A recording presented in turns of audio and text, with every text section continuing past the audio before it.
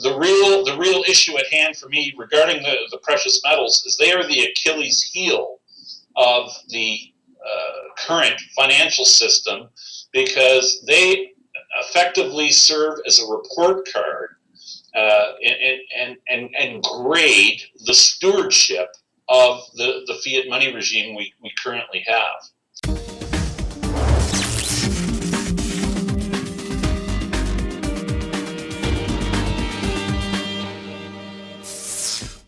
Welcome to Rethinking the Dollar. Today I'm excited to have my guest, Mr. Rob Kirby.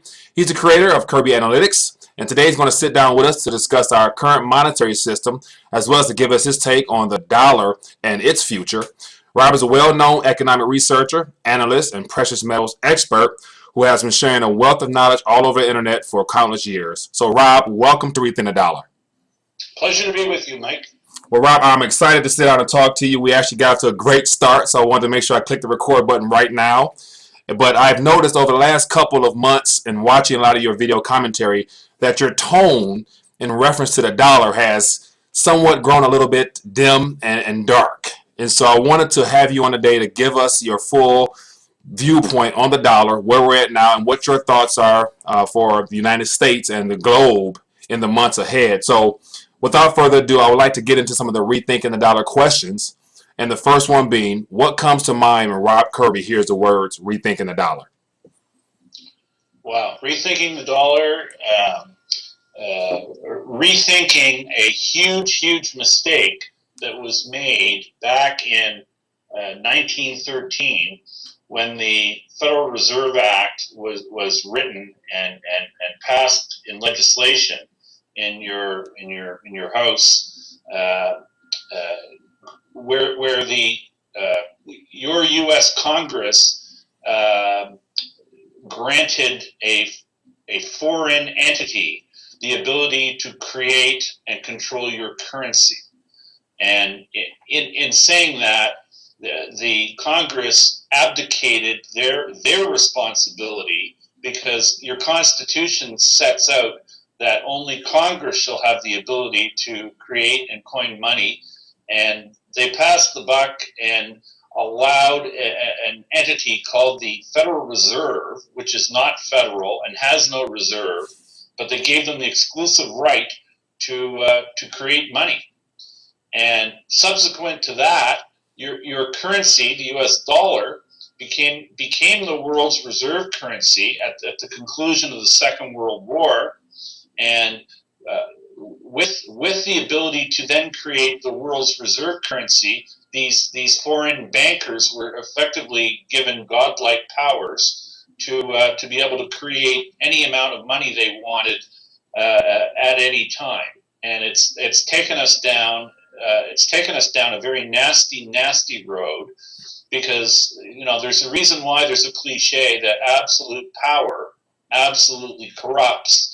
And when you give a group of elitists the ability to create money, the world's money, as in the world's reserve currency, you're going to end up in a very dark, nasty place. And I think that pretty much describes conditions in the world right now. All right. And all of that stems from, in my view, the misguided abdication of the U.S. Congress when they granted this ridiculous power to a group of, in my view anyway, failed elitists who are in control of the financial strings, and they've used that control and power to effectively buy off and own everybody in politics, in the media, and in education.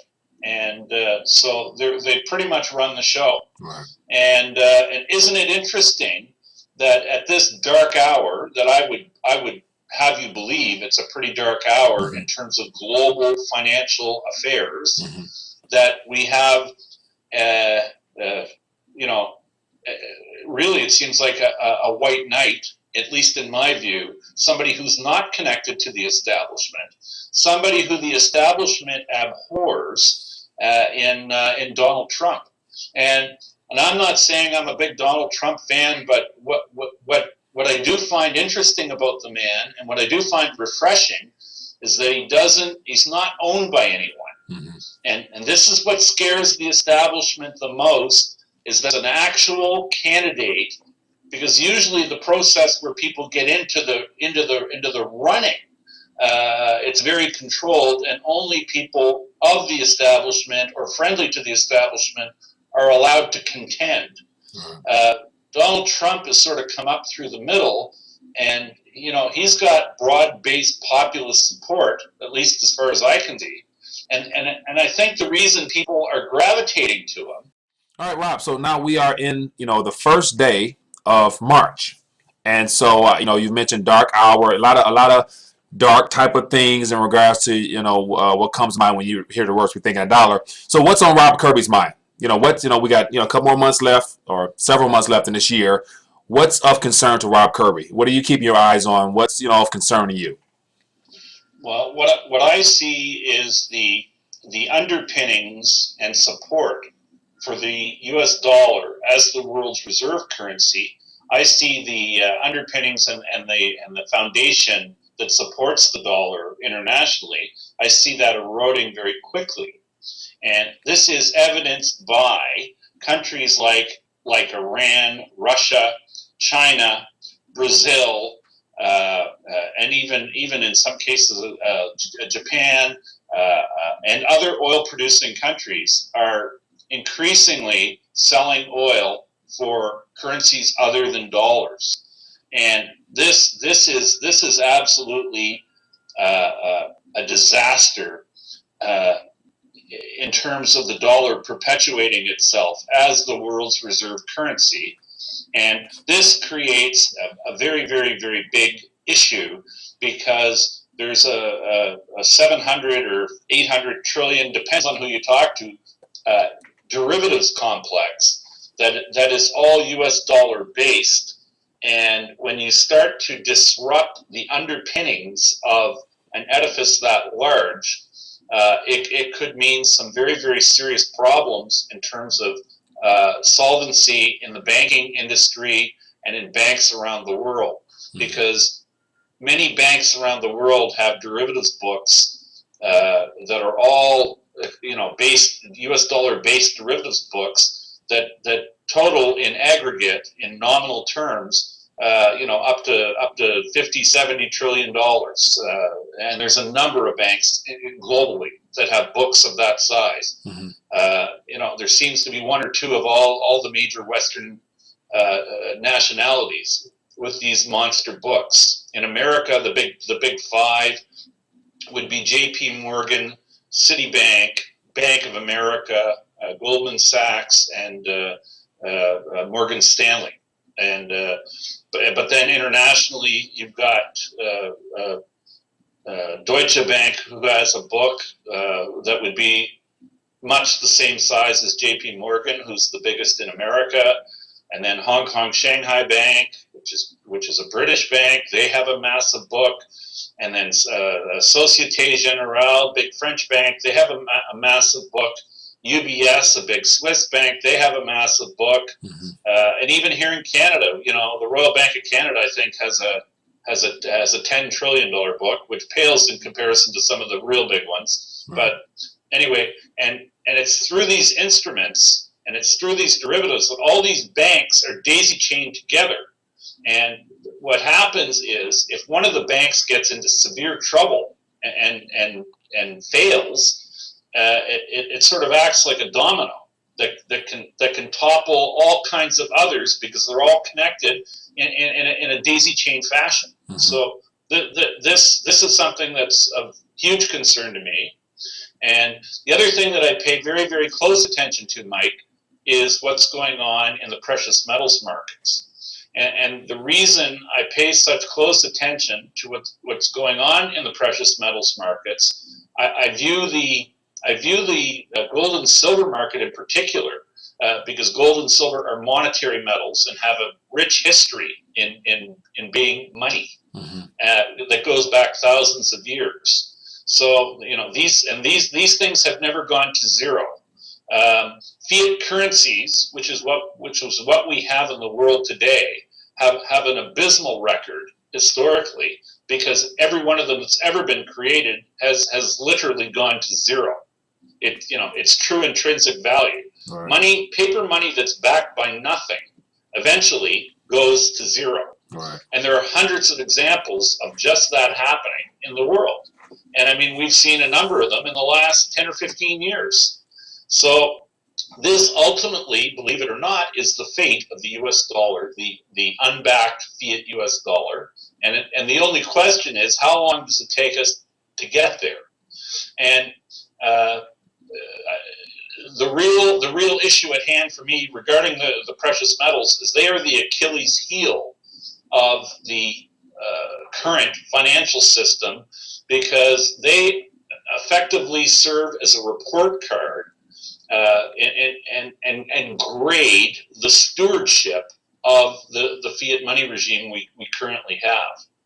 And in saying that, I guess what I'm really saying is that because gold and silver have such a rich history, being money, when the price of gold and silver go up, and especially when it goes up in a dramatic fashion, this sends a signal, a universal signal all around the world, that there's something wrong with the paper money in terms of and typically it means there's too much printing going on. Right.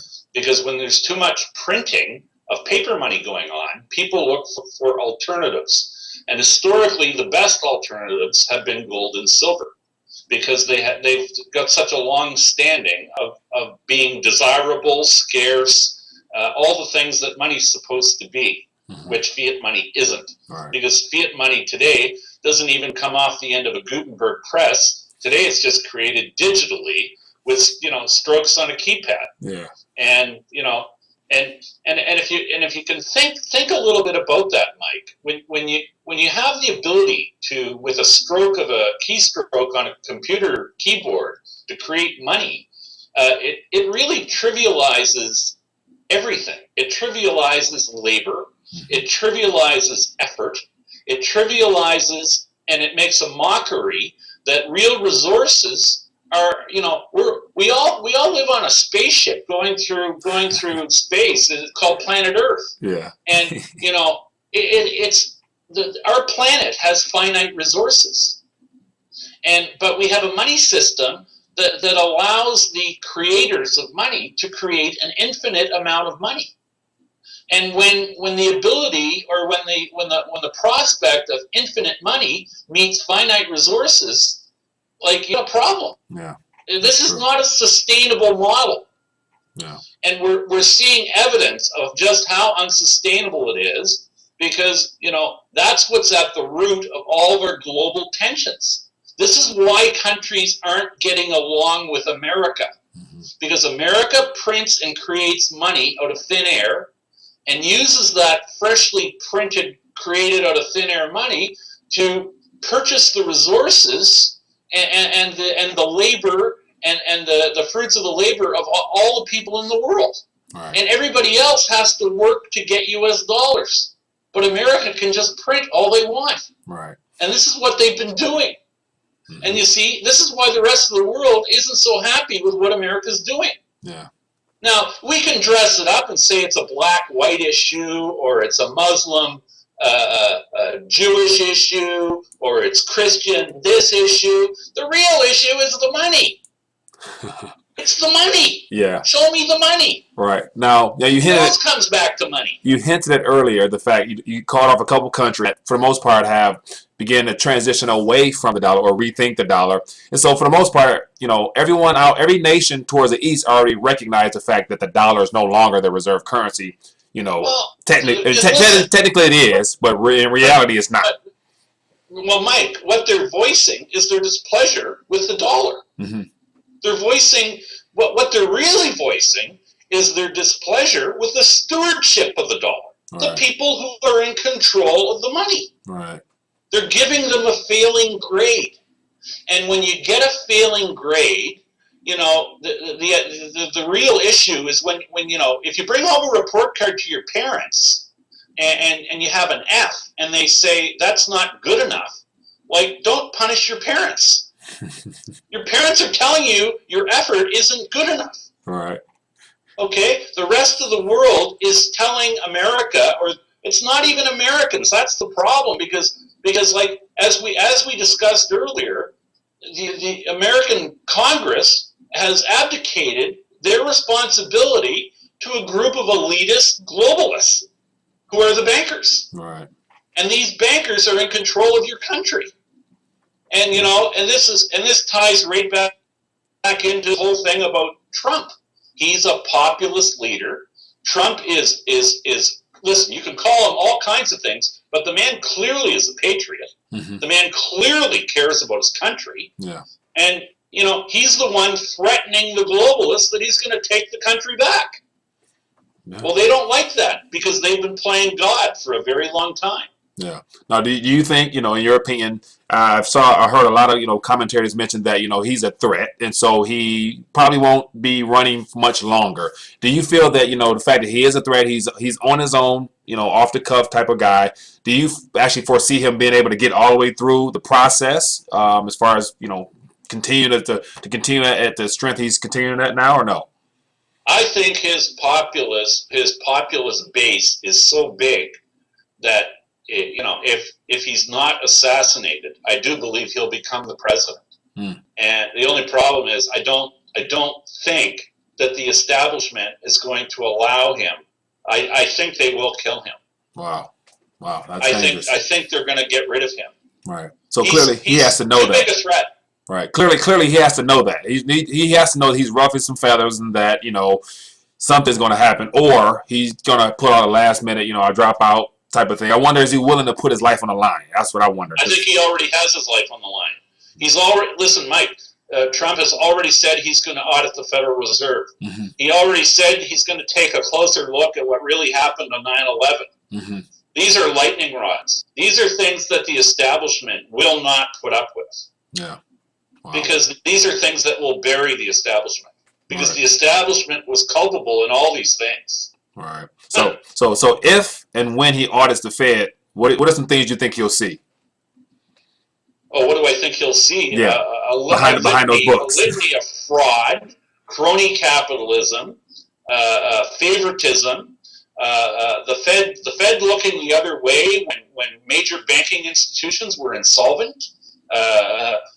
You see, Mike, in my view, and what my research tells me, mm-hmm. and what most Wall Street analysts refuse to acknowledge or talk about or discuss, is that the criminal acts that have been created by people who have wrapped themselves in the flag and who have made claims that they've done everything in the name of national security. The crimes and the fraud that has been already committed is so egregious that these people have put themselves out on a very, very, very narrow limb. And there's no retreat, because if they move, the limb will break and it will fall. And then it will all be exposed. And let's just say acts have been committed already that are beyond even my darkest thoughts. Mm-hmm. It's that bad. Yeah. And you see, the people in control know that. And that's why they're stuck in a position that they can't retreat from.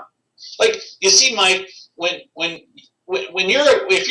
you're a really bad criminal, mm-hmm. you can't just walk up to authorities and say, listen, I know I was an axe murderer and a rapist, a serial rapist, and a pedophile, but you know what?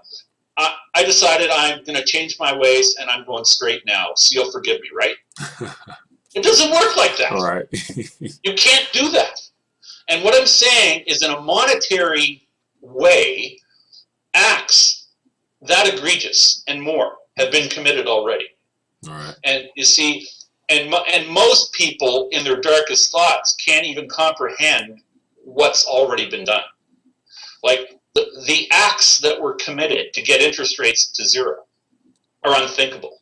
The acts that have been committed to suppress the price of precious metals, because suppressing the price of precious metals makes their dear fiat money backed by nothing makes it look like it's still the best alternative. Right. And which it isn't, because the best alternative really is something that enforces or imposes discipline on the people creating money. Right. And that's what gold and silver does. It enforces discipline on the people creating money. Right. Because you see, only so much gold and silver comes out of the Earth's crust every year. And for every ounce of gold that an exchange like the COMEX in New York, which is supposed to be about price discovery, the futures, you see, the history of futures, Mike, futures began in the agri-complex.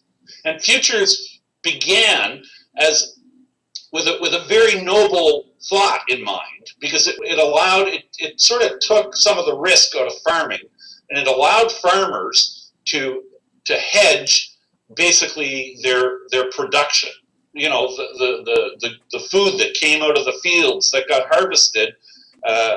Farmers wanted to, when they put stuff in the ground in the spring, they were very unsure about what the prices would be in the fall when they harvested it, and whether they'd be able to recoup their money so they could grow again the next year. Right. So the first futures were actually agricultural based, and it allowed farmers to get rid of the risk that they were taking on weather and everything else, and allocate that risk off to the money set, the bankers, and the bankers were happy to take that risk. But then what happened on the way to the market is that the futures complex grew, and futures were created for things that really maybe they should never have been created for, and all through financial engineering.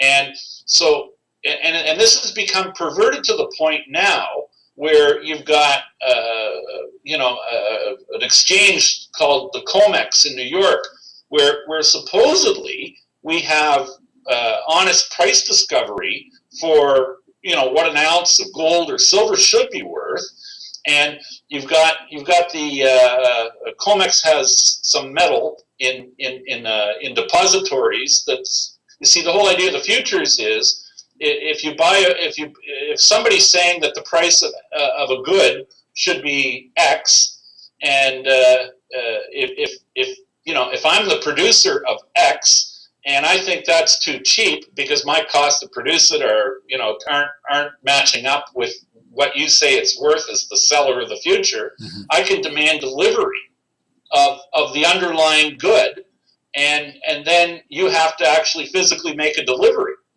But you see, what's happened in the gold futures on COMEX is that every ounce of deliverable gold they have in their depository, they're selling it 500 times. So for every ounce of gold that you hold, you should not be allowed to sell it 500 times. Right. Because that means that if any one of those 500 people ask for delivery of gold, then that means there's 499 people that there's no gold for who have paid for it. Right. Do you foresee someone, this year or pretty soon beginning to ask for, and to where, the idea? You see, the real thing is that's exactly what's been going on. Foreigners like China, foreigners like Russia, and foreigners like other Asian countries have been doing just that. They don't want to buy promises of precious metal anymore. This stems back to why I believe precious metals are the Achilles heel of the financial system, because these guys are increasingly saying, we want more and more physical gold. We don't want promises of gold because we know you guys don't have the physical gold. Because we know that every ounce of physical gold that you claim to have, you've sold it 500 times. Right. So they just want to get the real thing. Right. Now, this is a question that has been on my mind for quite a while now. Fort Knox. Is there, in your opinion, is there anything in there? In my view, no gold. So right now, though, that whole facility and the other facilities that's supposed to hold the people's money could be empty, and we have no reserves in a sense. No, but why should there be? I mean, your central bank is called the Federal Reserve, and they're not federal, and they have no reserves. Right. So why should there be reserves in Fort Knox? Wow. Yeah. If that comes to the light one day, it's going to really be a shock and a That's the wake-up call. That's the sort of thing I could see Donald Trump wanting to look into. Yeah. You know, ask yourself this, Mike. Why has there been no credible audit of the U.S. gold reserve, which is stated to be just a little over 8,000 metric tons of gold? Why has there not been a credible audit of that gold that we're promised by our elites and the bankers that it's there, right? But there's been no credible audit since 1953 in the Eisenhower administration. Right. So ask yourself that. Okay? Yeah. And, think about it, Mike. If the IRS calls you and wants to do an audit, you just say to them, no, everything's there and it's good. You don't need to audit me. Okay? Because I'm like you. It's there. Everything's fine. They don't accept that themselves. Right. But they want us to accept it when they tell us. Right. Well, one day the truth will be brought to the light. Now, two last subject topics I want to cover is purchasing power. What are your thoughts on the Federal Reserve note, the unbacked Federal Reserve note? Next year, 2 years, 5 years from now, and then on top of that, the last question being the silver to gold ratio. Right now we're at 1 to 80 or something like that. 83 to 1. Let's touch on the purchasing power of the dollar. Right now, according to the purchasing power from the 1913 to today is like 3 cents or so, or 95%. Sure. So, what are your thoughts on how will those last remaining percentages of purchasing power for the Federal Reserve note play out? You know what, Mike? I think you've seen the graph of what's happened to the purchasing power of the dollar from 1913 to 2013. Right. Okay? It looks like a very steep hill going down. And if you take the dollar's worth today, like 3 cents of what it used to be, and if you put the 3 cents at the top of the hill, its run down to zero is going to look the same as the run from $1 down to 3 cents. Mm-hmm. So the dollar, you see, Mike, Mother Nature dictates, and this is something economists, even Keynesian economists, haven't been able to do away with. It's stuff called like Mother Nature and gravity. And when you produce infinite amounts of something, the last unit you create is worth less than the first one you created. Okay? And that's literally, it's just mathematics. Mm-hmm. And it's not a conspiracy theory. It's pure math. If you create an infinite amount of anything, the last unit will be worth less than the first one. All right. Okay? And the more and the faster you create that unit or those units, that only affects the slope of how steep the decline is in the value of those units. Mm-hmm. That's math. All right. Pure math. So what do I expect going forward? As long as the current gaggle of crooks that are running, the U.S. dollar are left in charge of the U.S. dollar, I expect more of the same. All right. It's like a broken record. Yeah. Yeah, hopefully one day it'll be fixed. Now, what are your thoughts on the ratio? Well, on the ratio, I look at it in terms of how many ounces of gold come out of the Earth's crust in a year, mm-hmm. versus how many ounces of silver come out of the Earth's crust in a year. And that's data you can get. You can go to the World Gold Council, and they give mining data in terms of how many ounces of gold are created and how many ounces of silver are mined, and they come out of the Earth's crust roughly around 10 ounces of silver for every ounce of gold. Mm-hmm. Well, that tells me that in nature, the price of silver should be about 1/10 the price of an ounce of gold. Mm-hmm. And so if that 10 to 1 thing sort of worked today, that in today's dollars, an ounce of silver would be $120 right now. And, we know that silver isn't $120 an ounce right now. Right. We know that silver is selling for, 14 and change, or close to $15 an ounce. Mm-hmm. And that's as of this morning. And an ounce of gold's fetching roughly $1,230, $40. So what I'm saying is my research tells me, and my common sense tells me, that the price of silver could go up 5-6 times, and it would only be where nature would have it. Right. So, and that's my view on the gold-silver ratio. Right. I think it narrows. I think 83 to 1 is ridiculous, and I think something around 10 or 15 to 1 would be more reflective of reality.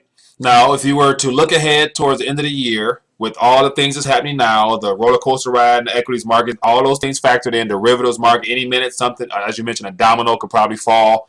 Do you see it being one in, say, more than 80 or more to what it should be by the end of this year? I would think that the gold-silver ratio would narrow at some point this year. Going forward, at some point, in my view, Mike, it has to narrow. Mm-hmm.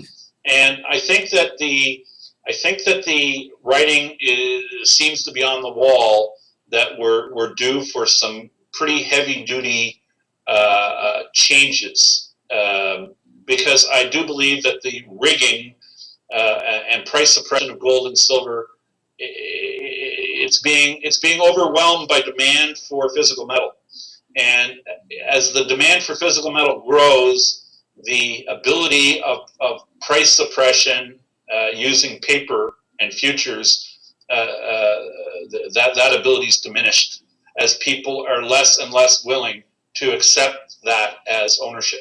All right. Well, Rob Kirby, Kirby Analytics, can you give our audience a way to stay in tune with your work and how to be a blessing to what you have going on? Yeah, you can find me on the web at kirbyanalytics.com. All right. Well, sounds good. Well, Rob, I look forward to continuing to follow what you got going on, and definitely hope we get a chance to talk to you later on in the year and see how things unfold. Pleasure being with you, Mike, and I look forward to that. Sounds good.